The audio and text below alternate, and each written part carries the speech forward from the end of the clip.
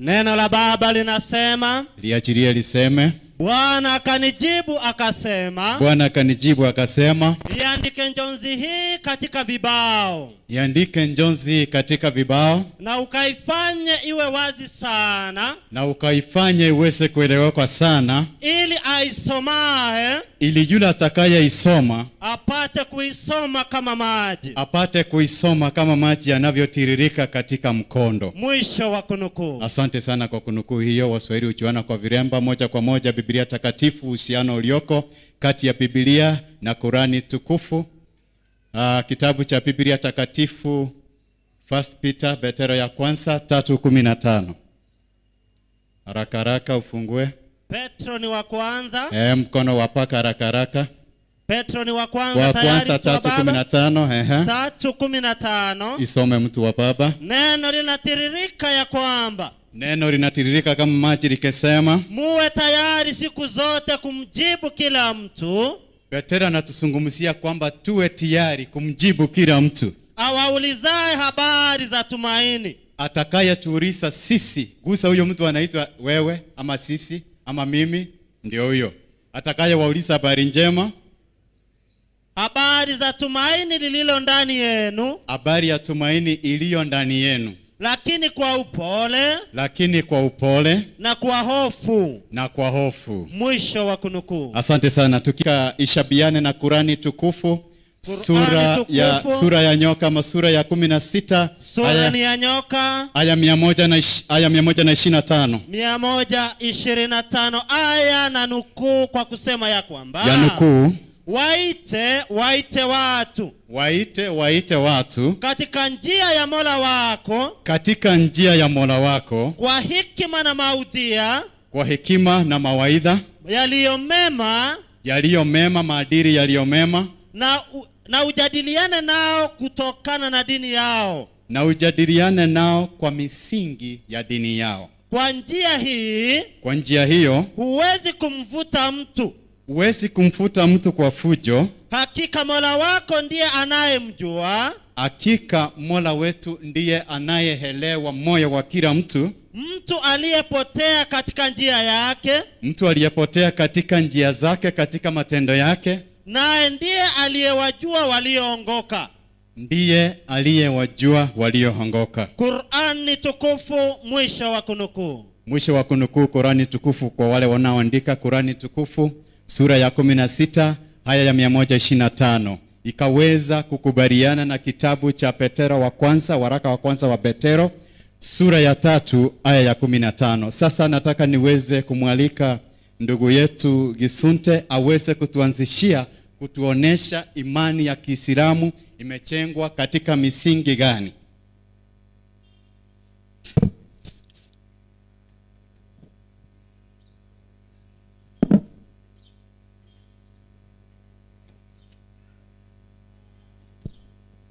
Ndani ya dakika 5 nitakuwa nimekupatieni misingi ambayo Qur'ani ama misingi ambayo ndugu zetu Waislamu wanaamini kwamba katika misingi hii wataweza kurithi ufalme wa mbinguni. Alafu nitamkaribisha mwalimu mwenza kwa upande wa Kristo, atatueleza ni mambo gani ambayo nyinyi wa Kristo mnaamini kwamba katika kwayo mtaweza kurithi ufalme wa mbinguni. Sasa sisi tunasema salamu alaikum hadhurai habarakatu. Mwalimu mwenza atakapoingia ataomba. Moja kwa moja niweze kuwaleteeni mambo haya ambayo sisi huwa tunayaamini ndani ya Qur'ani tukufu na ndani ya vitabu za mtume, ili kwayo tunajua kwamba utaweza kurithi ufalme wa mbinguni kwa upande wa Kristo. Lakini kwa upande wetu huwa tunasema kwamba tutairithi paradiso. Basi ni mambo gani haya? Ni mambo gani haya ambayo sisi tunaamini kwayo? Sehemu ya kwanza, sisi tunaamini katika shahada ama shahada. Shahada, sisi tunaamini kwamba tunaye Mungu mmoja, hakuna Mungu mwingine isipokuwa yeye. Sehemu ya pili tunaweka imani yetu katika maombi. Na maombi hayo tunayarudia mara 5 kwa siku. Nashukuru ndugu alikuwa hapa akawaelezeeni kuhusu habari hizi. Msomaji wa Qur'ani, nitaomba kwamba kuna aya ndani ya Qur'ani ambazo tutaweza kuziangalia tutakapofika pale ili uweze kuzisoma. Sasa basi, sisi tunaamini katika sala. Hiyo sala tunaifanya mara 5 kila siku. Kila siku ya Allah lazima tuweze kufanya sala hizo, huku tukisujudu na tukielekeza nyuso zetu sehemu ile ya Maka. Sasa sijui nyinyi wa Kristo huwa mnaamini nini?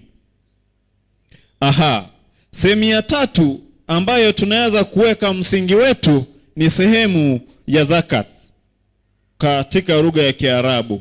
Hiyo ni nguzo ya 3. Zakat ni sawa na sadaka. Sasa sisi tunaamini kwamba nguzo Uislamu katika ibada inayomwelekezea Muislamu kuangalia Waislamu wenzake kwa hali ya mali. Sisi tuna imani kwamba tunapotembeleana sisi kwa sisi lazima tuweze kuelimishana, lazima tuweze kuonyesha upendo. Ikiwa mimi sina nguo, mwenzangu atavua nguo akanivisha hiyo nguo. Kwani maneno haya pia Yesu aliyasema, ikiwa uko na kanzu moja, toa moja umpe mwenzako. Kwa hiyo sisi tuna imani hiyo. Tukifanya matendo haya, tuna matumainio kwamba tutaweza kuurithi ufalme wa mbinguni. Sijui nyinyi upande wa Kristo huwa mnafanya nini kuhusiana na jambo la zaka na sadaka kama mnavyosema. Basi kuna mfungo wa saumu. Tuna imani kwamba ili uweze kuwa Muislamu kamili, lazima uweze katika mwaka, lazima uweze kuingia katika mfungo wa saumu.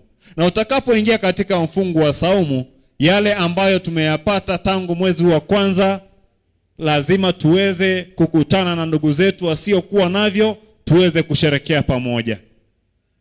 Sijui kama tunaelewana pale. Sehemu ya mwisho tunaamini katika hiji.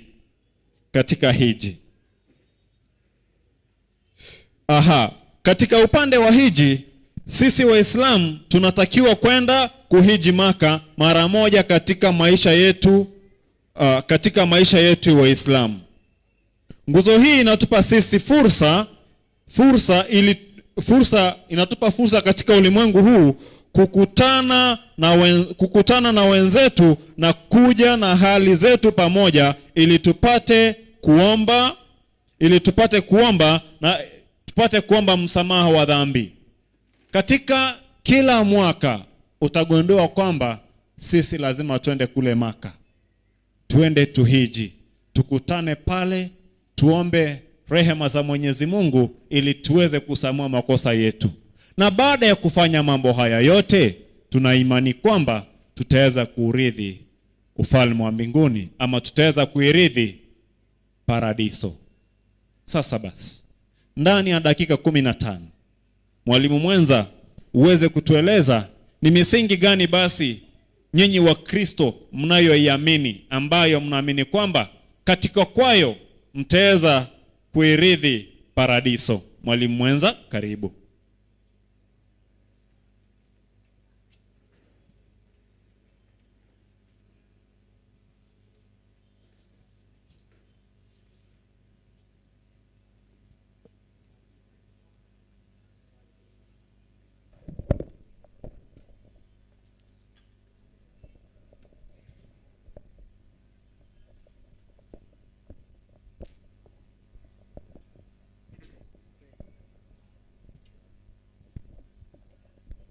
We want to thank God for this morning. Tunashukuru Mungu kwa asubuhi ya leo. During this Adventist Muslim Relations Sabbath, katika sabato hii ya uhusiano na Waislamu, that seeks to show us that there is a relationship between us and the Muslims, anawa inatuonyesha kuna uhusiano baina ya sisi wa Kristo na because we have all been created by God. Kwa sababu sote tumeumbwa na Mungu mmoja. And I want to thank my co-presenter, Ningependa kumshukuru mnenaji mwenzangu who has just left presenting conditions of getting eternal life. ambaye amemaliza kuzungumza hapa mbele. He has presented conditions of getting eternal life. Amezungumzia kuhusu amri za kupata uzima wa milele. And as I was asked to present something about Christianity and heaven. Nami niliamrishwa niweze kuzungumzia kuhusu Ukristo na mbinguni. Let us pray. Our Heavenly Father, we thank you because Jesus, you are our Lord. We thank you because you died to save all of us. May your name be glorified, oh Father. May your kingdom come and be with us, Lord, as you speak to each one of us and make us know what your will is this hour, for we pray in Jesus' name. Amen. The great difference Tofauti kubwa is Jesus is our Lord. ni Yesu ambaye ni Bwana wetu. And I believe Muhammad is the prophet. Na naamini kwamba Muhammad huyu ni nabii. Jesus is Lord. Yesu ni Bwana. Jesus is the creator. Yesu ndiye muumbaji. And Muhammad is the creature. Mahamudi huyu Muhammad huyu pia ni kiumbe. And in Jesus Christ there is life. Na Yesu ndiye uzima. And life in abundance. Na uzima kamilifu. I'll give you a few scriptures. Nitakupa fungu kamili. John 14 verse 6. Yohana 14:6.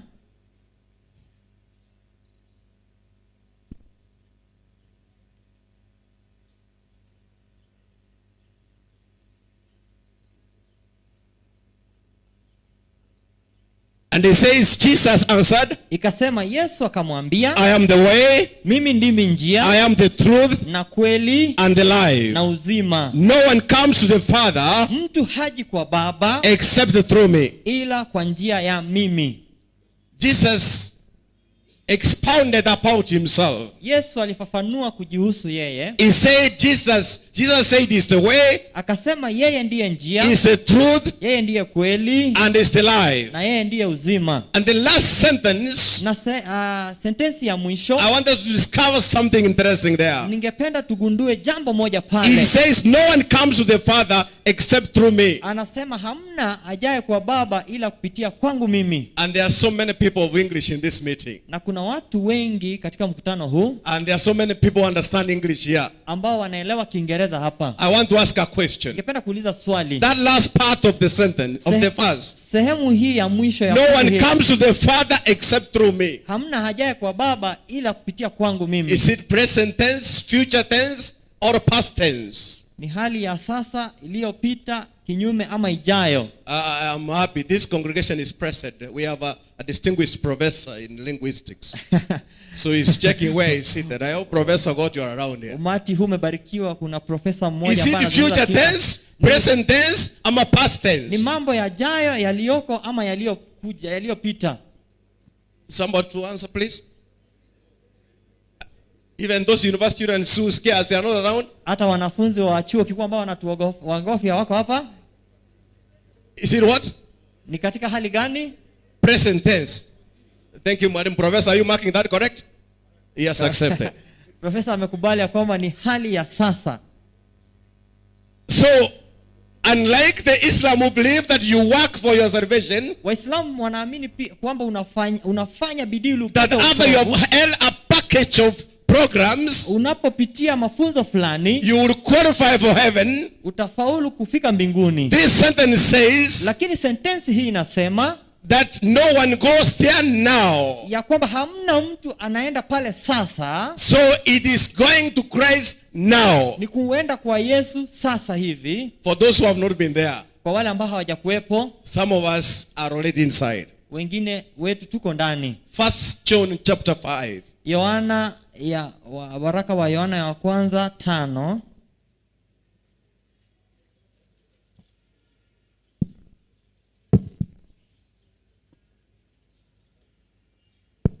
First John chapter 5, Waraka wa Yohana wa kwanza 5, verses 11 and 12. fungu la 11 na 12.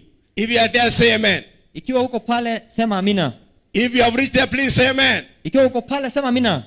I am not getting an amen. 1 John chapter 5 verse 11 and 12. Yohana wa kwanza 5:11-12. Please make use of your Bible. Tafadhali soma Biblia yako. Don't carry your Bible and just don't open it. Usibebe Biblia na uifungui. This is the word of God. Hili ni neno la Mungu. Have the pleasure and love to read the word of God. Furahia kusoma neno la Mungu. 1 John chapter 5 verses 11 and 12. Waraka wa Yohana wa kwanza 5:11-12. Let that Bible be a blessing unto you. Hebu iwe mibaraka kwako. Let you be blessed by reading. Ubarikiwe kwa kusoma In the Biblia. book of Revelation it says, Kitabu cha Ufunuo kinasema blessed are those who read this word. wabarikiwao ni wale ambao wanasoma neno But it hili also says, blessed are those who hear this word. na wale ambao wanasikiza. So be blessed by reading the word of God. Barikiwa kwa kusoma neno la Mungu. Verses 11 and 12. Fungu la 11-12. And it says, verse 11, 11 inasema, and this is the testimony God has given na huu us, ndio ushuhuda ya kwamba Mungu alitupa eternal life. wa uzima wa milele, And this life is in his son. na uzima huu umo katika mwanawe. Now, Sasa when the Bible says, wakati Biblia inasema this is the testimony God has given us eternal life, huu ndio ushuhuda ya kwamba Mungu alitupa uzima wa I'm milele, asking a question. nauliza swali,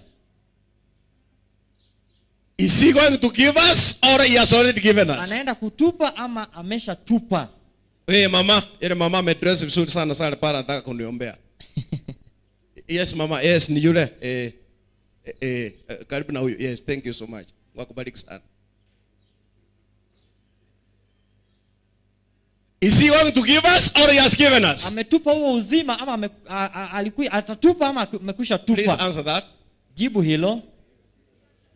He's going to give us or he has given us? Atatupa hivyo karibuni ama ameshatupa? He has given us eternal life. Ameshatupa uzima wa milele. Say thank you Jesus. Sema asante Mungu. Thank you Yesu. Jesus. Asante Yesu. Verses 12. Fungu la It 12 says this. inasema, He who has the son yeye aliye naye mwana has life. anao huo uzima. He who does not have the son of God Asiye naye mwana wa Mungu does not have life. hana huo uzima.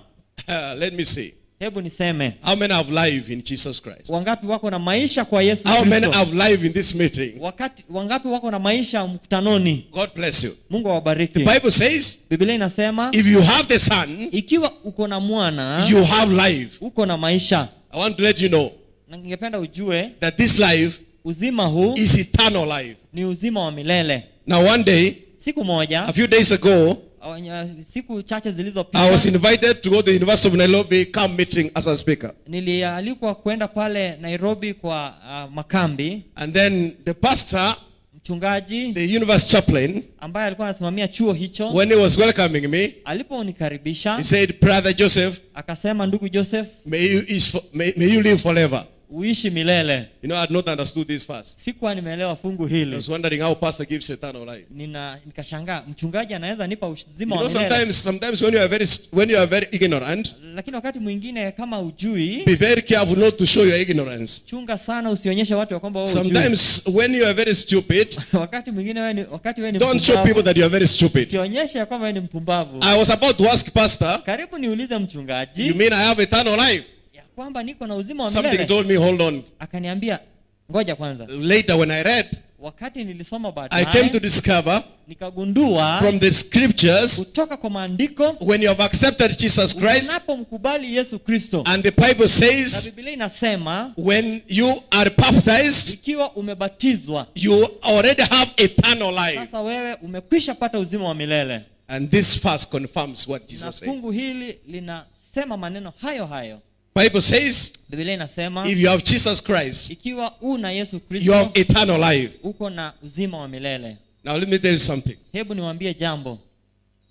When our brothers the Muslims are making programs to get eternal life, Wakati Waislamu wanafanya mipangilio ili kupata uzima wa milele, for us Christians, sisi wa Kristo, we are citizens of heaven. sisi ni wakaaji wa mbinguni tayari. What has remained is to move away from this world. Kila ambacho kimebaki ni kutoka ulimwenguni huu. Let me give you a verse. Hebu niwape fungu. Philippians 3 verse 20. Wafilipi 3:20. Philippians 3 verse 20. Please make use of your Bible. Wafilipi 3:20. Msomaji pia ukipata unaweza tutangulia kusoma. Philippians 3:20. Wafilipi 3:20. Lugha basi ni ya Kiswahili inasema ya kwamba Uh-huh. 3:20, Yes. kwa maana sisi Yes. wenyeji wetu uko mbinguni, Our citizenship is in heaven. kutoka huko tena tunamtazamia Mwokozi, Uh-huh. Bwana Yesu Kristo. And we eagerly await our Savior. Tunangoja mwokozi wetu kwa From haki, there, the Lord Jesus Christ. ambaye ni Yesu Kristo. We are the citizens of heaven. Sisi ni wenyeji wa mbinguni. We are just passersby here. Sisi ni wapitaji hapa ulimwenguni. When you are in Jesus Christ, Unapokuwa ndani ya Yesu you Kristo, have a ticket unto heaven, uko na tiketi ya mbinguni and you are waiting for that transfer to heaven. na unangoja kuchukuliwa pale mbinguni. Let me now they ask you something. Hebu niwaulize swali. This country Nchi hii has rules about citizenship. iko na sheria kuhusu ukaaji hapa ama uwenyeji. What is one condition for you to know that you are a citizen of Kenya? Sheria moja ya kuwa wewe ni mkaaji ama mwenyeji wa nchi ya Kenya ni ipi? Do you know we are privileged to have two elders who are passing those laws here? Tuko na wazee wawili ambao parliament. wanapitisha hizo sheria katika bunge. What is one condition for you to know that you are a citizen? Ni sheria gani moja ambayo inaonyesha kwamba wewe ni mwenyeji wa taifa la Kenya? Oh, all of you are not aware whether you are citizens of this Nyote country. hamjui? You are not even aware that you are in Kenya. Haujui ya kwamba hata huko Kenya? No, you know, the examiners in this question Unajua are anayesaisha Elder Yondi and Elder Kombo. They are the ones who made the rules. You know, the others, we shall now find out whether we have got the question. Yes, Elder Rademo. When you have got a birth certificate. ukiwa huko na cheti cha kuzaliwa. Somebody else. Nani mwingine? Huh? A national ID. ID, kipande, tambulisho. Elder Kombo, have they got national ID? Umepata? They have got ID. Umepata? So that question, those who say the ID you have got, birth certificate, please, you have to do the exam late. Wale ambao walisema kitambulisho sawa umepata, lakini cheti cha kuzaliwa, What does the national ID mean? kitambulisho kinamaanisha nini? It means your name is in the register of all Kenyans. Inamaanisha kwamba jina lako liko katika ile orodha ya Wakenya wote. When you do a crime and you are taken to the police station, Ikiwa umefanya kosa na umechukuliwa and they pale, take your fingerprints, wanachukua vidole, alama they za send it to vidole, Nairobi, wanatuma pale Nairobi, they will say this is so and so. wanasema huyu ni huyu na huyu. That is called forensic audit. Hiyo ni katika hali hiyo ya kutafuta. Now we are citizens of heaven. Sisi ni wenyeji wa mbinguni. How do you know that you are a citizen of heaven? Nimalize hapo. Utajua vipi wewe ni mwenyeji wa mbinguni? Somebody. Nani? Over there, please, under the tree, we are talking to you. Pale chini ya mti tunakuzungumzia. Kuna somebody who is praying for us there, please say amen and look up. Kuna mmoja anatuombea pale, sema amina na utazame juu. Somebody under the tree, please. Chini ya mti kuna mtu tafadhali.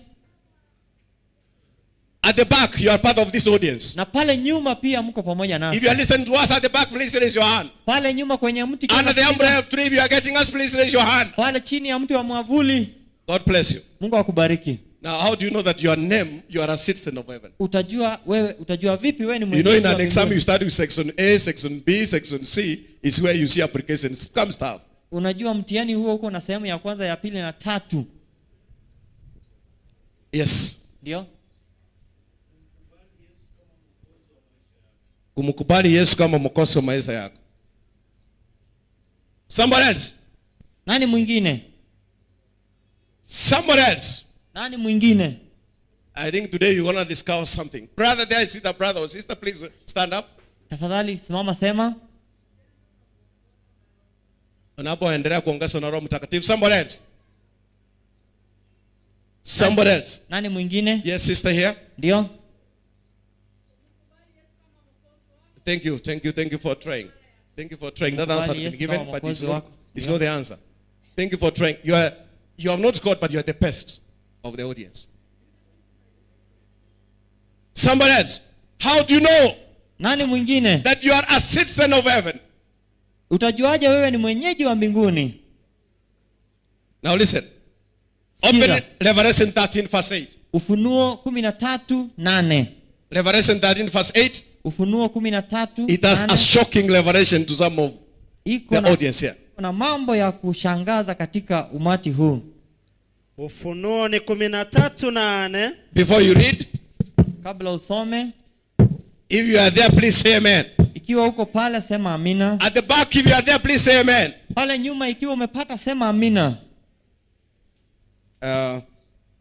Just a minute. Kidogo tu.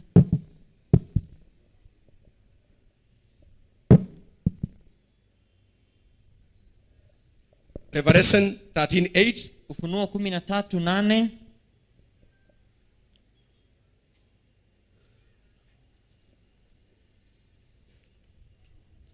Now read. Hebu soma. Na watu wote wakao juu ya nchi watamsujudu. Kila ambaye jina lake halikuandikwa katika kitabu cha uzima cha mwana kondoo. Let me bring it in English. Wacha nilete kwa Kiingereza. All inhabitants of the earth Na watu wote wakao juu ya nchi will worship the beast. watamsujudu. All whose names have not been written in the book of life, Kila ambaye jina lake halikuandikwa katika kitabu belonging to the lamb that was slain from the creation of the world. na mwana kondoo aliyechinjwa tangu kuwekwa kwa msingi wa If you are a dunia. citizen of heaven, Wewe ni mwenyeji wa mbinguni, your name is written in the book of life. jina lako limenakiliwa katika. That's the register in heaven. Hiyo ndio orodha pale mbinguni. For those who have accepted Jesus Christ. Wale ambao wamemkubali Yesu Kristo. Shocking news here. Habari hii ya kushangaza. And we Adventists love reading the book of Revelation. Na Waadventista tunapenda kusoma kitabu cha Ufunuo. And we love talking about worshiping the beast. Pia kuabudu huyu mnyama. When we are doing the Bible study. Tunapofanya mafundisho And ya the Biblia. Bible says. Na Biblia inasema. All whose names are not in the book of life. Wale ambao majina yao yako katika kitabu cha uzima. Will worship the beast. Wataabudu huyu mnyama. So as our records are in the register of Kenya. Vile rekodi yetu iko katika nchi ya Kenya. And a newborn person, a born again Christian. Na yule ambaye Mkristo amezaliwa mara ya pili. Your name is in the book of heaven. Jina lako limeandikwa katika kitabu cha mbinguni. In the book of life in heaven. Katika kitabu cha uzima cha mbinguni. That's when you are a citizen of heaven. Hapo ndio wakati unajua wewe ni mwenyeji wa mbinguni. You can't be a citizen of heaven. Huwezi kuwa mwenyeji wa mbinguni. When your record is not there in heaven. Wakati rekodi yako haiko pale mbinguni. You can't say you are going to heaven. Huwezi sema unaenda mbinguni. Because you belong to heaven. Kwa sababu wewe ni mwenyeji wa mbinguni. And yet your name is not in the book of life in heaven. Na jina lako haliko katika kitabu cha uzima cha mbinguni. I hope I'm speaking to somebody here. Ikiwa nazungumza kwa mmoja hapa. If you are getting me, please raise your hand. Ikiwa unanipata inua mkono. It's good to make use of your hands. Ni vizuri kutumia mkono wako. You might be surprised one day they are paralyzed. Utashangaa. Please make use of them when they are raised. Tafadhali raise your hands if you are listening to me. Inua mkono ikiwa unanisikiza. Praise God. How many of you wangapi kati yenu are citizens of heaven? Ambao ni wenyeji mbinguni. If you have been baptized, ikiwa umebatizwa and you have Jesus Christ as your Lord and Savior, na uko na Yesu kama the Bible teaches me, Biblia inasema, I am a citizen of heaven. Mimi ni mwenyeji wa mbinguni. My name is in the book of life in heaven. Jina langu liko katika kitabu cha uzima. Bible says Jesus Christ is the one possessing the book. Biblia inasema Yesu Kristo ndiye aliye na hichi kitabu. And my name is in that book. Na jina langu liko pale. That's a big difference. Hiyo ni tofauti kubwa. I want to finish and say this. Ninamaliza kwa kusema, there's those of us Christians, kuna wale wenzetu ambao ni Wakristo, who are praying very hard for God to enter their books in their names in the book of heaven every day. Wanaomba sana majina yao yanakiliwe kwa kitabu cha mbinguni. Every day you are pleading with God, please have mercy on me and write my name in the book of heaven. Kila siku unasema Mungu nihurumie, uandike jina langu. Many times people don't understand where their names are. Wengine hata hawaelewi majina haya yanakiliwa jinsi gani. Let me give you an illustration. Wacha niwape mfano. As I'm about to finish. Ninapomalizia.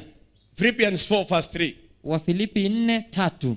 Philippians 4:3 as I'm about to finish. Wafilipi 4:3 msomaji. Inasema ya kwamba naam, nataka na wewe pia mjoli wa kweli uwasaidie wanawake hao, kwa maana walishindania injili pamoja nami, na Clementi naye na wale wengine waliotenda kazi pamoja nami, ambao majina yao yamo katika kitabu cha uzima. It says, inasema Yes, and I ask you, Ndiyo nikakumuuliza, loyal yoke Pharaoh yule ambaye alikuwa mmoja wao help these women alisaidia who have wanawake hawa contented at my side ambaye walikuwa katika sehemu yangu, in the cause of the gospel, katika sehemu hii ya Injili, along with Clement ambao walikuwa na huyo Clement and the rest of my fellow workers na wafanyikazi wenzangu, whose names are in the book of life. majina yao yaliyokuwepo pale kitabu cha uzima. Workers together with Paul, Watendakazi pamoja na who Paulo had given their lives to Christ, ambao walikuwa wametoa maisha yao kwa Yesu their Kristo, names were in the book of life. majina yao yalikuwa katika kitabu cha uzima. I don't know, Pastor George Morara, Sijui mchungaji George Morara, this your flock, how many of us are in the book of life with you? washiriki wako ni wangapi wako katika kitabu Paul cha was uzima? saying, these my fellow workers, Paulo anasema watendakazi whose hao names are in the book of life. ambao majina yao yako katika kitabu And cha that uzima, book, the owner is Jesus Christ. na mwenyeji wa hicho kitabu ni Yesu Kristo. I'm sure Pastor Morara, your name is in the book of life. Najua mchungaji Morara jina lako liko I don't know how katika many kitabu members hicho. of Central Church are, their names are in the book of life with you. Sijui ni washiriki wangapi katika kanisa hili majina yao yamenakiliwa But me, I want pale, to say my name is there. lakini napenda kusema langu liko pale. And if your name is there, please shout amen. Ikiwa ni jina lako liko pale, sema If your amina. name is in the book of life, shout amen. Amen. Please shout amen if your name is in the book of life. Sema amina kama jina lako limenakiliwa. And that's what Jesus Christ said. Na hayo ndiyo Yesu anasema. Let me just finish with that first. Wacha nimalize na fungu hili. Luke 10 verse 20. Luka 10:20. Luke 10 verse 20. Luka 10:20. You see the verse I'm talking about.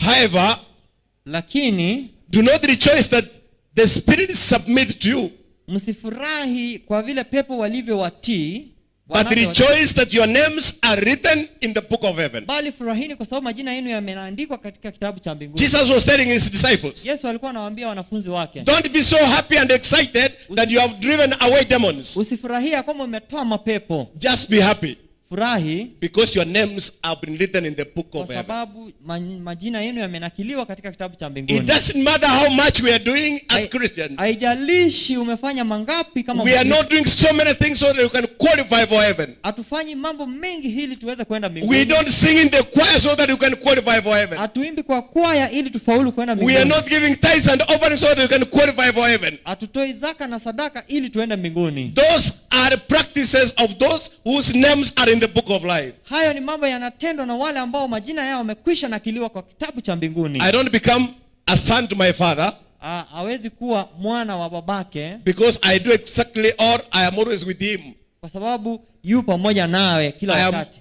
my father's son Yeye ni mwana wa baba yake because I belong to him. kwa sababu mimi ni wake. When you belong to Jesus Christ, Unapokuwa wa Yesu you Kristo, don't need to do anything to please him so that you can qualify. haustahili kufanya chochote ili kumfurahisha ili uweze kuenda mbinguni. When you are in Jesus Christ, Unapokuwa ndani ya Yesu Kristo, whatever you do chochote is unachokitenda because you are in him. ni kwa sababu uko ndani yake. That's why Paul says, Ndio maana Paulo anasema, for me to live is Christ. kwangu mimi kuishi ni Yesu. And so the good works that we do, Yale matendo mazuri ambayo they don't tunafanya qualify us to go to heaven. hayatufanyi sisi tuelekee They mbinguni. only show that we are already in heaven. Yanaonyesha ya kwamba tayari tumekwisha fika The mbinguni. choir which sang here, the youth choir, Kwaya ambayo iliimba hapa ambao ni ya they vijana say that heaven, walisema ya kwamba mbinguni, and that you are one of them. They sang that choir. waliimba hiyo kwaya, They sang that choir tuliimba hiyo kwaya, that people going to heaven watu ambao wanaenda mbinguni are good people. ni watu wazuri. Let me tell you, Wacha niwaambie, kindly change that part later. badilisha sehemu hiyo baadaye. Bible says, Biblia inasema all have sinned wote wametenda and have dhambi fallen short of the glory of God. na wameanguka na utukufu kutoka And kwa we are Mungu. on to heaven, Na tunaenda mbinguni not because of our own word works, sio kwa mambo ambayo mazuri but we have tunafanya, been covered by the righteousness of Christ. lakini tumefunikwa na utukufu wa You can Mungu. confirm that from Ephesians 2 verse 8 to 9. Waefeso 2:8-9 It says, inasema for we have been saved by grace. umeokolewa kwa neema yake. Verse 9 it says, 9 inasema not by good works, sio kwa matendo mazuri lest one of us should boast. ili yoyote afurahie. So when we do good things, Tunapofanya matendo we mazuri, only glorify God. tunamuinua Mungu. They are not a ticket to heaven. Sio tiketi ya kwenda mbinguni. You know, one day, Siku moja, when life became so unbearable for Moses, wakati maisha yalikuwa magumu kwa Musa, and God was about to punish the Israelites who sinned against him, na Mungu alikuwa anatoa adhabu yake kwa Waisraeli, and Moses went there to plead with God, na Musa akaenda kumuomba Mungu. and then Moses told God, Musa akamwambia Mungu, my father, Baba yangu, forgive them their sins. wasamehe dhambi zao. Now you can read that later. Exodus 32:32. Kutoka 32:32. Exodus 32:32 you can be reading. Kutoka 32:32. I will paraphrase. Nitasema kwa And Moses pleaded with God na Musa akamulilia Mungu and said, Father, akamwambia, Baba, forgive them their sins. wasamehe dhambi zao. If you don't forgive them, Ikiwa utawasamehe, please remove my name from the book of life. toa jina langu katika kitabu cha uzima. In verse 33, 33, God said, I will not remove your name from there. Mungu akasema, sitatoa jina lako. I will punish those who have sinned against me. Nitawapa adhabu wale ambao wametenda dhambi. Friends, Rafiki, some people imagine watu wengine wanadhani that heaven is for angels. ya kwamba mbinguni ni ya malaika.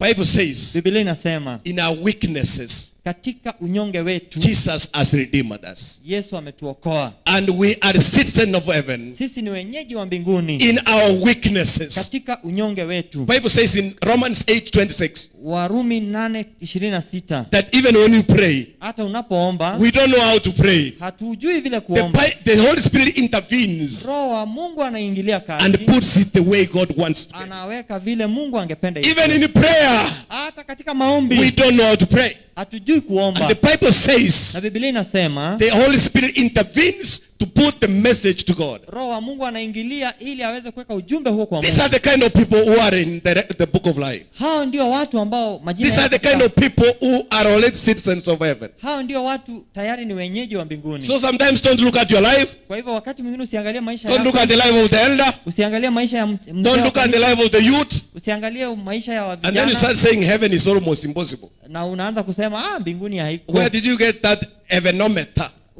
Ulipata huo usemi wapi? Where did you get the heavenometer? Ulipata wapi huo usemi? Where you know who is qualifying and who is not qualifying. Na ulijuaje naye The amekwisha? only qualification Hitaji moja tu is to accept Jesus Christ ni kumkubali Yesu as your Kristo personal savior. kama mwokozi wa And maisha yako. Jesus said, Na Yesu akasema you get baptized into water and the Holy Spirit. unabatizwa ndani ya maji na Roho All Mtakatifu. your weaknesses are taken care of Christ. Na ulegevu wako wote na unyonge unachukuliwa na I would Yesu. have not said this, but let me say this. Singesema haya lakini wacha niseme hiki. 1 John chapter 2 verse 1. Yohana ya kwanza 2:1. It says verse 1, Inasema moja, I've written to you children nimewaandikia nyinyi so watoto that you may not sin. ili msiweze kutenda dhambi. Verse 2 it says, La pili inasema if any one of you sins, ikiwa mmoja wenu atatenda dhambi, we have an advocate in heaven.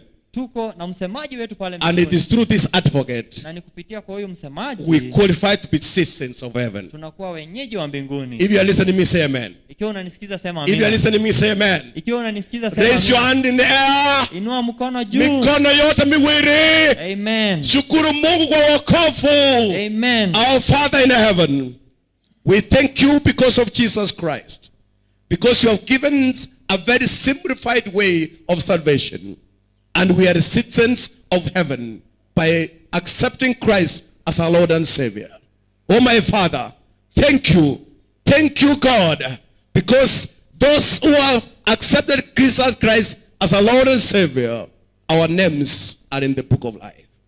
Lord, keep our faith strong and protect us from the evil one until you come. We eagerly await to welcome you from the crowds. Lord and Savior, thank you because you have heard our prayer in Jesus' name. Amen.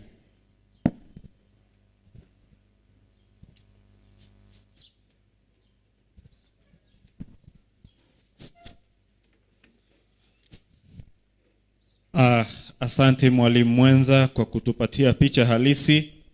Ni mambo yapi tunafaa kuyaaminia ili tuweze kurithi ufalme wa mbinguni. Baada ya kupata maneno hayo, hata mimi nimeamua kuwa Mkristo. Sasa basi kilichobaki ili muweze kufanya mpango nikaingizwa kwa maji nikampokea huyo Yesu ili tuweze kusafiri salama. Wacha tuombe. Masaa yamefika. Mwenyezi Mungu, nene na watu wako. Tumegundua tofauti iliyoko. Nena nasi ili tufanye uchaguzi. Nimeomba katika Kristo na hata kuamini. Najua mnadhani kwamba Victor hana wazazi hapa. Si kweli? Mimi nina wazazi kabisa. Mwalimu Akaya yuko wapi? My senior lecturer from Kisii University, my academic officer, yuko wapi? Mwalimu, pungia watu mkono. Huyu kimuona ndio amenilea nimefika hapa. Kuna ndugu pia yuko pale nyuma, alikuwa anashughulikia mambo ya kuhakikisha kwamba nimelipa karo. Brother Dominic, uko wapi? Yuko kule nyuma. Asante sana. Mungu akubariki. Pia nimemwona mwalimu wangu Daniel, alikuwa anachambua lesoni hapa. Daniel yuko wapi? Ni Daniel ama ni nani? Alikuwa anachambua lesoni kwa lugha ya Kiswahili. Yuko wapi? Asante sana mwalimu. Thank you very much and be blessed. Sasa basi, baada ya kuangalia mambo haya yote, ni ipi njia ya kweli ya kwenda mbinguni? Which is the way to heaven? Njia ya kwenda mbinguni ni ipi? Baada ya kuangalia mambo haya yote, tumeangalia ndugu zetu Waislamu wana misingi mitano. Sisi wa Kristo tuna msingi mmoja, mtumainia huyu Yesu ili upate kuokolewa. Je, ni ipi njia basi? Msomaji? Na mtu wa baba. Kitabu ni Isaya, kitabu ni Ezekieli. Kitabu ni Ezekieli, maandiko matakatifu. 9 aya ya kwanza kanyaga hadi aya 6. Sasa hizo vijana 6 wakanyage hapa mbele. Ezekieli ni 9. Soma, kabla hujasoma nipate vijana 6 hapa mbele. Vijana 6 tafadhali, tuweze kuokoa muda. Ndani ya dakika 20 zijazo tutakuwa tumemaliza huduma hii ili tuelekee tukapate chamcha. Vijana 6. Kisii Central kuna vijana. Niliwaona hapa akiwa na nguo nzuri tu, wako wapi? Vijana 6. Msomaji? Naam. Soma wanavyoendelea kuja. Ezekieli 9 aya ya kwanza hadi ile aya 6. Inasema ya kwamba, maandiko yanasema, kisha akalia kwa sauti kuu masikioni mwangu, akisema, waamuru wale wanaoisimamia mji wakaribie, kila mmoja na awe na kitu chake cha kuangamiza mkononi mwake. Bado kijana mmoja hapa. Tusimame pale kando kidogo. Waamuruni. Msomaji? Naam. Nafikiri watakuwa wamefika sasa. Asante, rudia. Kisha akalia kwa sauti kuu masikioni mwangu, akisema, waamuru wale wanaousimamia mji wakaribie, soma, kuangamiza mkononi mwake. Waamuru wanaosimamia mji wafanye nini, msomaji? Wakaribie. Kila mmoja na awe na kitu chake cha kuangamiza. Kila mmoja na awe na kitu chake cha kuangamiza mkononi mwake. Mstari ni wa pili. Soma. Na tazama, watu 6 wakaja. Watu 6 walikuwa hapa, wakitokea kwa njia ya lango la juu, wakitokea katika njia la lango kuu lielekealo upande wa kaskazini. Kila mmoja ana kitu chake cha kufisha mkononi mwake. Kila mmoja alikuwa na kitu chake cha kufisha. Ndani ya wiki nzima tumeweza kuangalia jambo la kufisha ni kuangusha na kuinua kwa mujibu wa Qur'ani. Soma mwalimu. Na mtu mmoja kati yao amevaa bafta. Mtu mmoja ambaye yuko tofauti sana alikuwa amevaa bafta. Naye ana kidau cha wino cha mwandishi. Alikuwa na kidau cha wino cha mwandishi kiunoni mwake. Wakaingia. Wakasimama karibu na madhabahu ya Baba. Wakasimama karibu na madhabahu ya Baba. Na huo utukufu wa Bwana wa Israeli, soma mwalimu, ulikuwa umepanda juu kutoka kwa kerubi ambaye ulikuwa juu yake, soma, mpaka kizingiti cha nyumba.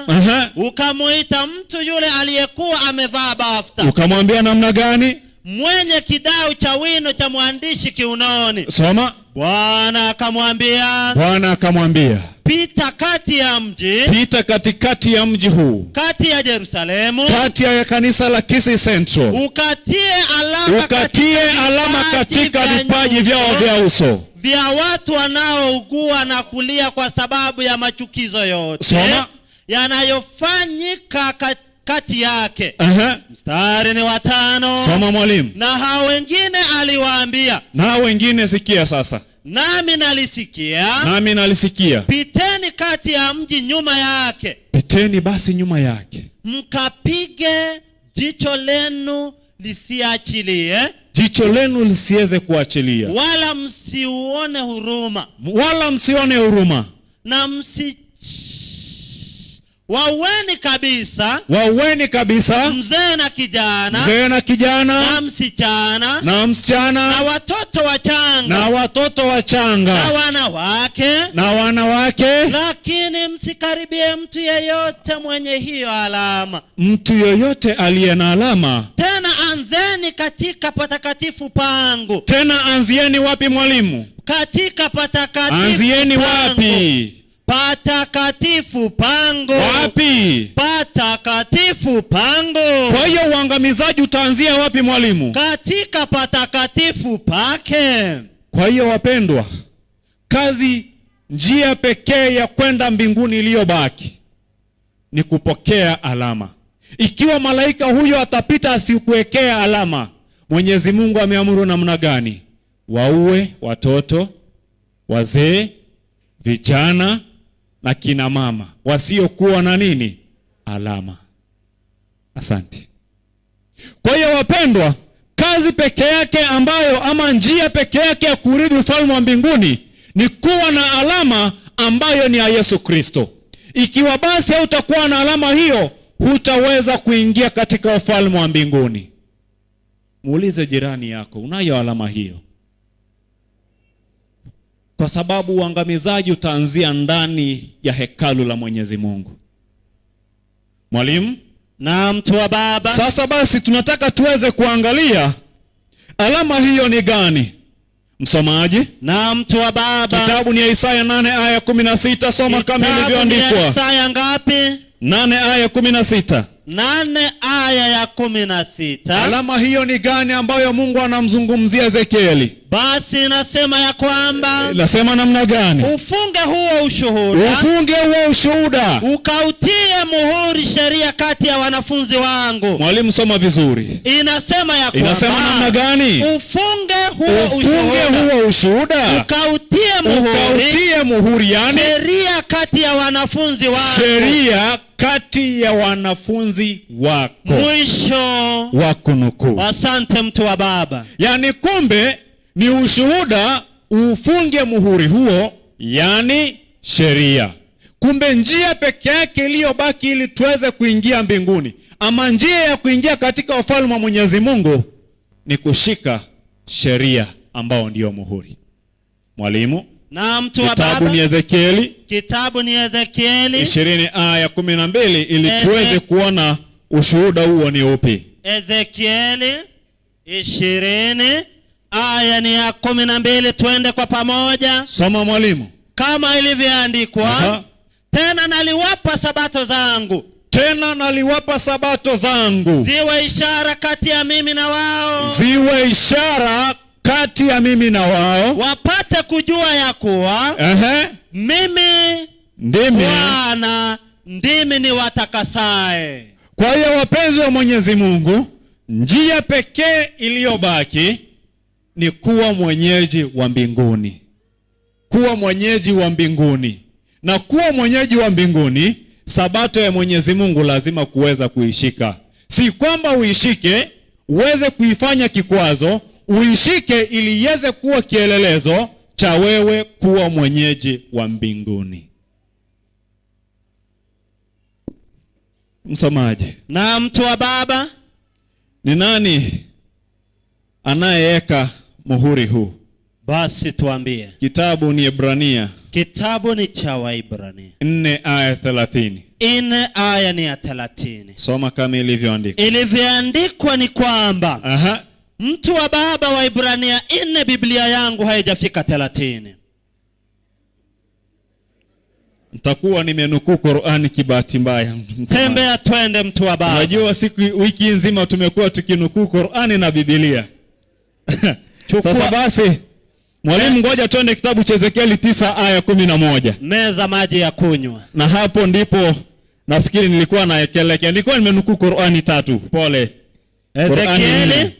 Ezekieli 9 aya 11. 9 aya ni ya 11. Soma kama ilivyoandikwa mwalimu. Ilivyoandikwa inasema ya kwamba Aha. Natazama mtu yule aliyevaa bafta, mtu yule aliyekuwa amevaa bafta, mwenye kidau cha wino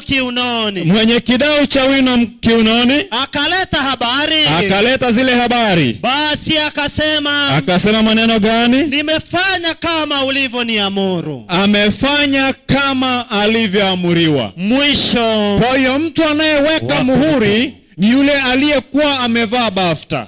Na mtu huyo si mwingine, ni Yesu Kristo. Kwa sababu mwalimu mwenza aliweza kuzungumzia, akanukuu kitabu cha Yohana 14 aya 6, ambacho alisema kwamba mimi ndimi njia, kweli na uzima, na mtu haji kwangu pasi na kupokea nini? Pasi na kupitia kwangu. Kwa hiyo huyo jamaa ambaye ni Yesu Kristo ndiye aliyekuwa amevaa bafta. Naye ndiye anatia nini? Muhuri. Sababu watu wengi huku nje wamehubiri injili za chapa ya alama ya 66. Watu wengi wamehubiri, wamenukuu kitabu cha Ufunuo 7. Wamenukuu kitabu cha Ufunuo 13. Mtu yoyote hata nunua pasi na kupata alama ya mnyama. Sasa basi, mambo hayo yote hayana msingi. Msingi ni kuwa uweze kujengwa katika wenyeji wa mbinguni. Mbinguni kuna sabato. Mbinguni kuna kuimba.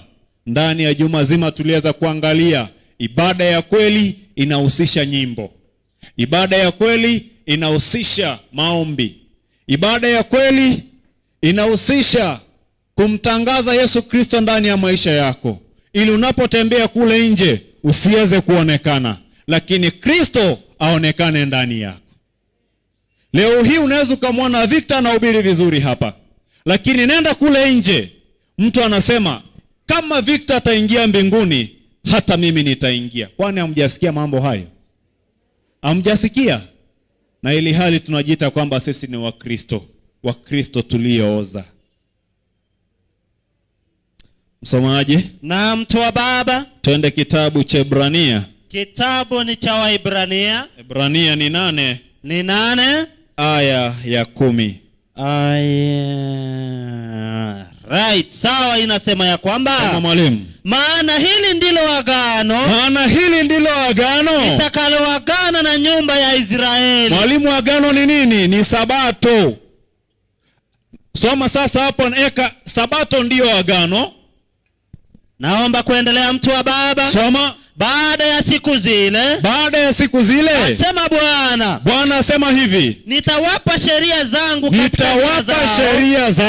katika nia zao, katika nia zetu, na katika mioyo yetu nitaziandika. Ataziandika. Nami nitakuwa Mungu kwao, naye atakuwa Mungu kwetu, nao watakuwa watu wangu, nasi tutakuwa watu wake. Mwisho wa kunukuu. Kwa hiyo njia peke yake ambayo imebaki, wapendwa, haijalishi matendo unayofanya, unaweza ukatenda matendo mema, lakini iwapo sheria ya Mwenyezi Mungu haipo ndani yako, njia hiyo si yako.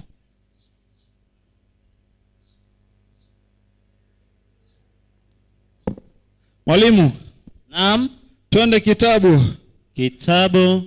cha Warumi 8 aya 9. Warumi. Utashika sheria zake, lakini kuna jambo moja, ikiwa hautakuwa nalo pia, hiyo njia ya kwenda mbinguni utakuwa umetoka nje. Na njia hiyo ni gani mwalimu? Ni Warumi 8 mstari ni wa 9. Lakini ikiwa Roho wa Mungu anakaa ndani yenu, ikiwa Roho wa Mungu atakaa ndani yako, ninyi hamfuati mwili. Mwalimu, rudia fungu, soma vizuri mwalimu. Inasema ya kwamba mtu inasema namna gani? Lakini ikiwa Roho wa Mungu anakaa ndani yenu, ikiwa Roho wa Mungu anakaa ndani yangu mimi na wewe, ninyi hamfuati mwili. Hatufuati mwili, bali mwaifuata Roho. Bali twaifuata Roho. Lakini mtu awaye yote asipokuwa na Roho wa Kristo. Rudia hapa mwalimu. Lakini mtu awaye yote, ikiwa wewe asipokuwa na Roho wa Kristo, huyo si wake. Ikiwa basi hautakuwa na Roho ya Kristo, wewe si wa Mungu. Njia pekee iliyobaki ili tuweze kuifuata, ili uweze kuwa katika njia ya kwenda mbinguni, Mungu lazima awe ndani yako. Na Mungu atakapokuwa ndani yako, utasikia watu wanasema namna gani? Mathayo 5:13, soma aya 14 hadi 16. 5:13. Soma, anzia 14. Hiyo nyingine watajisomea. Inasema ya kwamba, nasema namna gani? Ninyi ni nuru ya ulimwengu. Ninyi ni nuru ya ulimwengu. Mji hauwezi kusitirika ukiwa juu ya mlima. Mwalimu, mji wa Kisii hauwezi kusitirika ikiwa hawa watu hawataangaza. Soma. Mstari wa 15. Wala watu hawawashi taa na kuiweka chini ya pishi, bali juu ya kiungo, bali juu ya kiango, nayo yawaangazie wote waliomo nyumbani. Vivyo hivyo nuru yenu na iangaze mbele ya watu. Vivyo hivyo Ukristo wenu na uonekane mbele ya watu, ili wanapokuona wasikuone wewe kama Mwanakisi Central, wamuone Kristo Yesu. Sijui unapotembea kule nje watu wanakuona namna gani? Unapokuwa na Roho wa Mungu ndani ya maisha yako, hakika watu watakuona, watasema kwamba pastor, njoo nikubebe. Huyu ni mama kanisa, panda kwa pikipiki nikubebe. Unapotembea kule nje, hakika utasikia watu wakisema kwamba pastor, njoo nikubebe, hata kama hujabeba Biblia. Siku moja nikiwa kule Uganda, nilipokuwa nimeenda kuchukua usajili wa uchungaji. Sasa nilipofika pale Kampala, nimeshuka kwenye gari. Unajua hata mavazi yako yanakutambulisha wewe ni nani. Sasa niliposhuka, nilikuwa nimevaa suti yangu, nimeshuka pale kwa gari, nikasikia mtu ananiita pastor, tugende. Sasa nashindwa nani anaitwa. Akakuja akanigonga, pastor, tugende. Kumbe nikagundua kwamba hata mavazi yako yanaweza kukujulisha kwa watu wewe ni nani. Yaani kwa mavazi yangu nikajulikana mimi ni mchungaji, ili hali hata sijaingia katika chuo kikuu cha uchungaji. Ndio nilikuwa naenda kuchukua barua. Lakini kwa mavazi yangu nikatajwa mchungaji. Basi msomaji na mtu wa Baba, tumeweza kuona kwamba ili tuweze kuingia mbinguni lazima tuweze kuwa na Roho. Naye Roho ni Mwenyezi Mungu. Utaipokeaje huyu Roho? Muulize jirani yako, huyu Roho wa Mungu utampokeaje? Huyu Roho wa Mungu utampokeaje? Amekupa jibu gani? Anawaza bado. Mwalimu wangu, na mtu maneno haya yote tulisema wacha vitabu vizungumze. Wacha maandiko na yasema. Kitabu cha Wagalatia 3 aya 14. Wagalatia 3 aya 14. Nimemeza maji. Wagalatia 3:14. Inasema namna gani? 14, ili kwamba baraka ya Ibrahimu iwafikilie mataifa katika Yesu Kristo. Katika Yesu Kristo tupate kupokea nini? Ahadi ya Roho kwa njia ya imani. Haleluya. Amen. Kumbe tunampokea Roho kwa njia ya nani? Kwa njia ya imani. Kwa njia ya nani? Kwa njia ya Yesu Kristo, ambaye ndiye Mwokozi wa maisha yetu. Amen. Kwa hiyo wapendwa, wiki hii nzima tangu tulipoanza siku ya Jumapili mpaka siku hii ya leo, na kutangazieni kwamba ili uweze kuingia mbinguni, shika sheria za Mwenyezi Mungu. Kwanza. Pili, mpokee Roho ambaye ni Mwenyezi Mungu. Tatu, unapompokea Roho si kama wewe unavyopenda, bali kama Kristo atakavyokuongoza. Sasa basi, kuna njia ya kumpokea huyu Yesu. Huenda uko ndani ya mkutano huu, utakaposikia nikiita wito, huenda uko ndani ya mkutano huu, unapojiangalia ndani ya maisha yako, hauko katika mienendo hii, uweze kusimama. Piga hatua. Chukua hatua yako ili uweze kumchagua huyu Yesu. Maana hauwezi ukajua saa wala wakati. Kila siku naposimama madhabahuni kuhubiri, huwa namwambia Mungu asanti. Kwa sababu najua dakika ya pili ama dakika zijazo sijui. Naweza nikamaliza hapa na ukasikia Victor amelala. Si ajabu. Mimi nimejiandaa. Mwalimu wangu, kitabu cha Yohana Injili 14 15 hadi 17. Sehemu ya kwanza ya kumpokea Yesu Kristo ni hii. Ikiwa hauko miongoni mwa njia hii, ukiwa kule nje, ukiwa katika mitandao unafuatilia mahubiri haya, ikiwa hauko katika njia hii, wapendwa, naomba uweze kuchagua. Uweze kupiga chaguo ambalo ni la ajabu, na Kristo atakuinua. Kitabu cha waraka wa Yohana, kitabu cha Yohana Injili 14 15 hadi 17. Neno la Baba linasema, mkinipenda mtazishika amri zangu. Sehemu ya kwanza, shika amri za Mwenyezi Mungu. Endelea. Nami nitamuomba Baba. Na baada ya kushika sheria hizi, Kristo atamuomba Baba, naye atawapa msaidizi mwingine. Naye atatupa msaidizi mwingine, ili akae nanyi hata milele. Ili akae pamoja nasi. Ndiye Roho wa kweli. Naye huyo ndiye Roho wa kweli, ambaye ulimwengu unafaa kumpokea. Kwa kuwa haumuoni wala haumtambui. Kwanza haumuoni wala haumtambui, bali ninyi mnamtambua. Lakini wale wanaomtambua mimi na wewe, maana anakaa kwenu. Kwa sababu anakaa kwetu, naye atakuwa ndani yenu. Naye atakuwa ndani yetu. Mwisho wa kunukuu. Asante mtu. Kwa hiyo wapendwa, ili uweze kuwa na Roho Mtakatifu, shika sheria zake. Utakaposhika sheria zake, mapenzi ya Kristo siku zote ataomba, na maneno haya Yesu anayathibitisha. Utajisomea mwenyewe kitabu cha Yohana Injili 17 kuanzia aya ya kwanza. Tanukuu aya 21. Anasema kwamba ninaomba kwamba watu hawa waweze kuwa kama sisi tulivyo hapa juu mbinguni. Unapoanza ile aya ya kwanza, anasema kwamba Mwenyezi Mungu sasa anatazama, anaja kwako. Naomba kwamba watu hawa wawe watu wamoja kama sisi tulivyo. Kwa hiyo unapokuwa umeshika sheria za Mwenyezi Mungu, Mungu ambaye ni Yesu Kristo anamuomba Baba, muongoze fulani na fulani. Baba, muonyeshe ili watu wamuone kwamba wewe unaishi ndani yake. Nayo ndio mapenzi ya Mwenyezi Mungu. Mwalimu, sehemu ya pili ni kitabu cha Matendo ya Mitume aya ya 2:37 na 38. Walipoyasikia haya wakachoma mioyo yao. Wakamwambia Petero na mitume wengine. Mwalimu, achie kidogo hapo. Huenda huko hapa, mambo haya unapoyasikia na kama geni kwako. Kwanza, haujashika sheria za Mwenyezi Mungu. Pili, Roho wa Mungu hayuko ndani yako. Tatu, unapojiangalia umerudi nyuma. Huenda mambo haya yamekuchoma. Utakaposikia sehemu inakugusa, usikae. Utakaposikia sehemu inakugusa, usikae. Piga hatua. Msomaji, soma.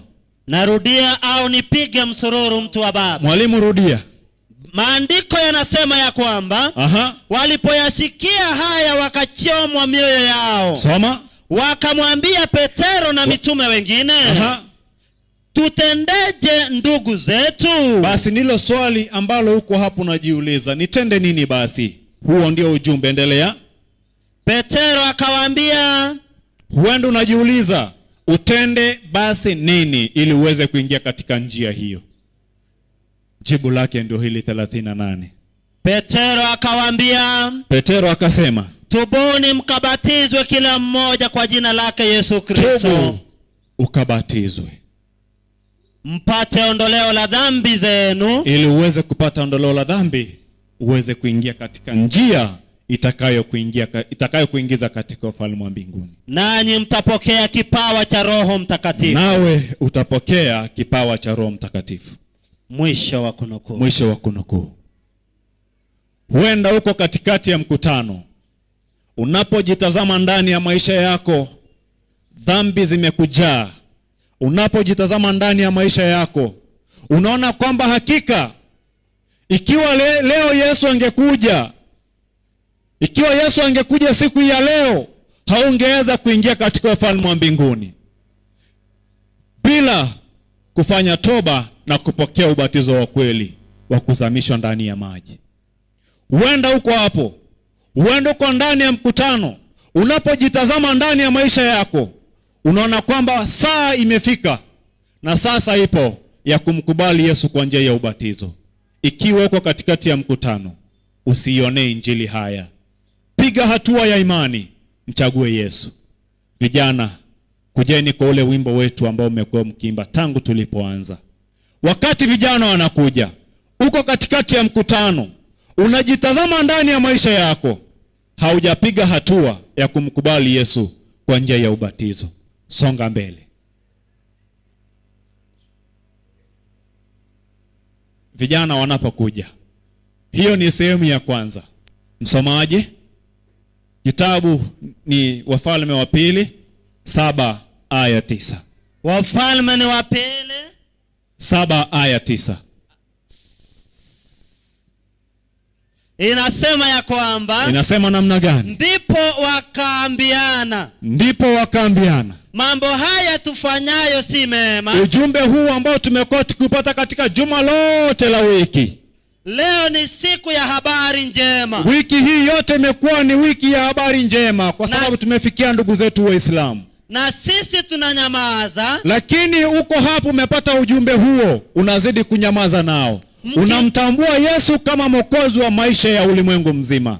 Lakini bado uko hapa, unasikia ujumbe huu, bado umezidi kukaa nao. Mwalimu, maliza. Mkingoja hata kupambazuka. Ukiendelea kungoja na ujumbe huo wa Yesu Kristo, madhara yatakupata. Basi twende tukawaambie watu wa nyumba ya mfalme. Twendeni basi tukaeneze ujumbe kule nje. Kuna watu wa Yesu Kristo ambao wako kule nje, wanahitaji kuja hapa. Huenda wewe ni mtu wa namna hiyo, unaona kwamba katika mfuko wako, katika elimu ambayo umeipata ndani ya injili inapohubiriwa, unasema kwamba hakika huenda sitaweza kuhubiri kule nje, lakini nasema kwamba iwapo crusade itaalikwa ya kufikia ndugu zetu Waislamu, na mimi nitajitoa ili niweze kufikisha ujumbe huu. Sitaki madhara yanipate, lakini kwa kidogo nilicho nacho, naomba Mwenyezi Mungu anisaidie kufikisha ujumbe katika ulimwengu. Huenda pia uko na ombi la namna hiyo, kuja upande wangu wa kulia. Waimbaji, mnaweza mkaendelea kuimba. Huenda uko pale, unasema kwamba kwa kidogo ulicho nacho, unasema kwamba ndugu zetu Waislamu wanahitaji kufikiwa. Mhadhara utakapofanyika, naomba niweze kuhesabikwa ndani. Songa mkono wangu wa kulia. Asante ndugu kwa kuja. Barikiwa. Kuna wale bado wanasema kwamba wanahitaji ubatizo. Songa upande wangu wa kulia, wa kushoto. Na kutumai ewe Bwana wangu, najiuliza moyoni mwangu, nikifikiri vile ulinikomboa. Asante ndugu. Na kutumai ewe Bwana wangu, ulinikomboa. Songe upande ule ndugu. Sasa mimi huru na kusifu Bwana na kulelea wewe, usiniache nifanye niwe wako Mwokozi wangu. Ulinikomboa, ulinikomboa. Wapendwa, usisite. Chague Yesu. Kubali Yesu ili aweze kukukomboa. Usiniache nifanye niwe wako Mwokozi wangu.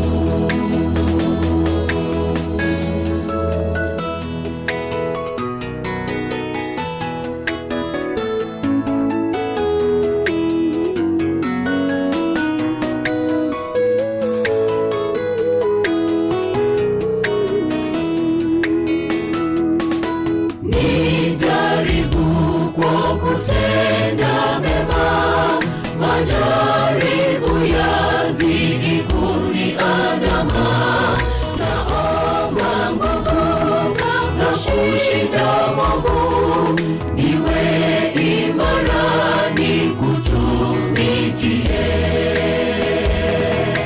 Nijaribu kwa kutenda mema, majaribu yazidi kuniandama. Naomba nguvu za kushinda mwovu, niwe imara nikutumikie. Ulinikomboa, ulinikomboa. Sasa mimi huru na kusifu Bwana na kulelea wewe, usiniache nifanye niwe wako Mwokozi wangu. Waimbaji watakapokuwa wanamaliza, tutamuita pastor retired ili aje atufungie kwa ombi. Sasa mimi huru na kusifu Wanapo wanamalizia, na kulelea pastor retired tamwalika ataomba kwa ajili ya wale ndugu waliojitoa kwa ajili ya ubatizo. Tamuita pastor George Morara, pia atakuja ataomba kwa minajili ya wale ambao wanatafakari iwapo watahusika katika kufanya kazi, ili ujumbe huu uweze kufikia ndugu zetu Waislamu kwa vyovyote vile.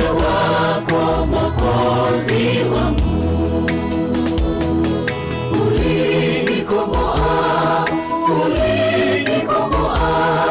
Sasa mimi huru na kusifu Bwana na kulelea wewe, usiniache nifanye niwe wako Mwokozi wangu. Ulinikomboa, ulinikomboa.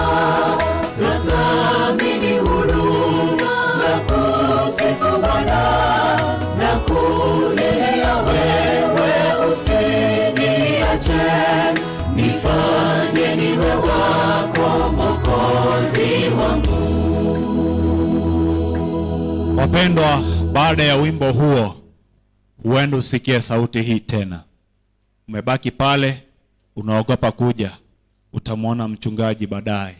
Hata Nikodemo alimwendea Yesu kisiri. Chagua hatua.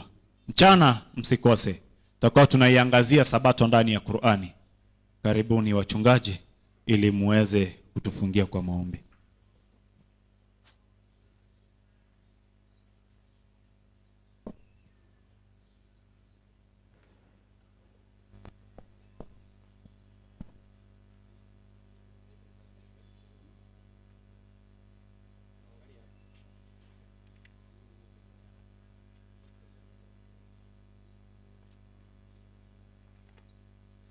Praying. Eternal and loving God of heaven, you have spoken to us, Lord, through your servants the message from your Holy Bible, the book of life. Not their own words, but your words as they are written. And the Holy Spirit has spoken to these two young people in front of you, in front of the congregation, that they have accepted Jesus Christ as their Savior. God, my hand and the hands of the entire congregation is up to usher them in through baptism, that the Lord, they may also join this church. We surrender them to you faithfully, knowing that, Lord, the devil is now defeated. The journey of Christianity has begun. May the Holy Spirit continue leading them all through until they are baptized and be in the book of the church. For we have prayed all this in Jesus' name. Amen. Takatifu Mungu wetu, tunasema ni asante kwa neno lako ambalo limekuja kwetu kwa wiki mzima kupitia kwa mtumishi wako ambaye alitoka mbali pale Mombasa, amenena nasi kuhusu uhusiano wetu na ndugu zetu Waislamu. Na baada ya neno lako kwenda kwa watoto wako, nasema katika maandiko matakatifu ya kwamba neno langu likitoka alirudi mkono mtupu. Limerudi na ndugu zetu wawili, tunashukuru. Jambo kuu kwetu ni ya kwamba majina yetu yapatikane katika kitabu cha uzima. Kwa maana hilo ndilo jambo kuu kuliko mengine yote. Kwa hivyo tunapotamatisha hii wiki ya ombi ya AMR, tunaomba ya kwamba hata lunch break ambayo tutakuwa nayo turejeze masaa ya mchana ili tuendelee kujifundisha neno lako, tukue kiroho, hatimaye tupokee uzima wa milele. Ni katika jina la Kristo tunaomba na kuamini. Amen.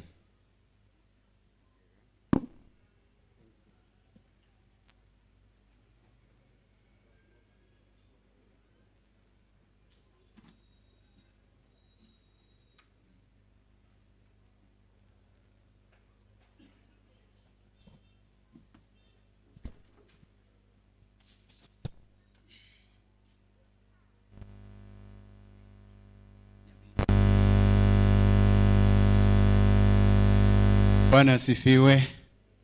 Nashukuru watazamaji ambao wamekuwa wakitazama na kufuatilia mahubiri haya ya Kicha moja kwa moja kupitia kwa Facebook na pia kupitia kwa YouTube.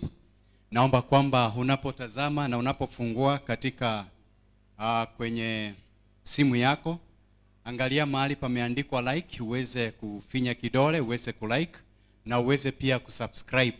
Ndiposa tuweze kuelewa ni wangapi ambapo wanafuatilia mahubiri haya. Tuna kitabu ambacho ndicho kimekuwa kituongoza katika masuala haya, maswali ambayo Wakristo na Waislamu wanauliza.